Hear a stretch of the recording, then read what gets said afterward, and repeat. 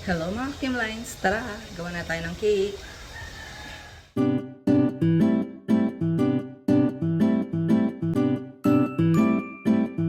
Hello mga Kimlines! Tara, samahan niyo akong gumawa ng treated wedding cake ni Mr. and Mrs. Ignacio. Tara, start na tayo. At dahil nga treater ito ay nakaredy na ang ating Chocomousse filling na ating gagamitin. Gumamit ako ng 16 inches cake drum para sa cake na to.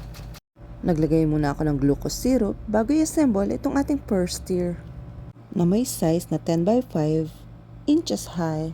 After ko may spread ang Chocomousse filling, ay binudburan ko rin ang dark chocolate chips. At ipinatong ko na ang second layer ng first tier. At tuloy-tuloy lang sa pag-crumb coat.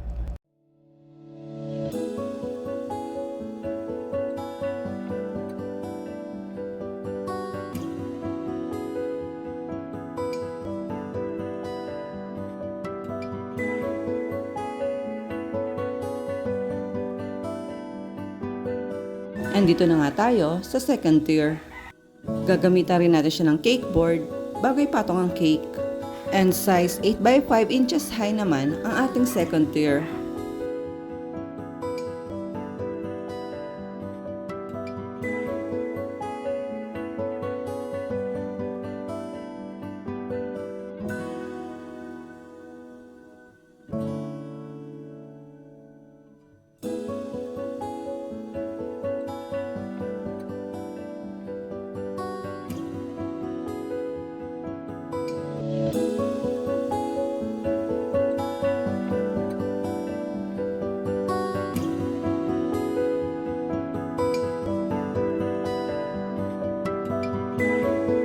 And dito na nga tayo sa last tier ng ating cake.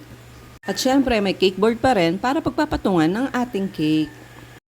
At dahil moist chocolate lahat siya, ay nilagyan ko naman siya ng iba't ibang filling. Kung napansin nyo, yung sa bottom tier is Chocomousse filling. And sa second tier naman, ay may Choco Fudge filling. And sa last tier, pinaghalong caramel filling at Choco Fudge filling. Kaya po sa aking mga dear clients, pwede po kayo mag-request kung ano feeling ang gusto nyo.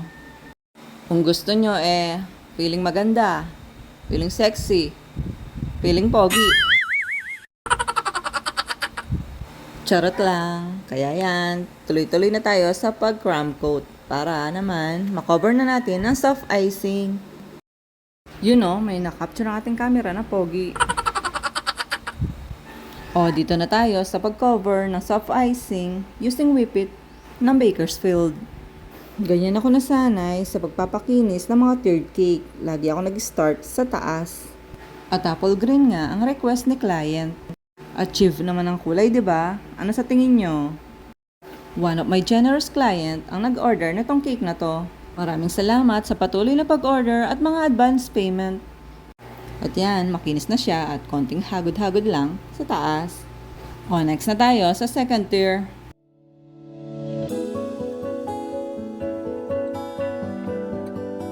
Iba naman ang texture neto. Pagkatapos ko pakinisin ay padadaanan ko ng metal spatula, paikot habang tumataas para magkaroon ng ganyang design. And sunod na natin ang pinaka-bottom tier.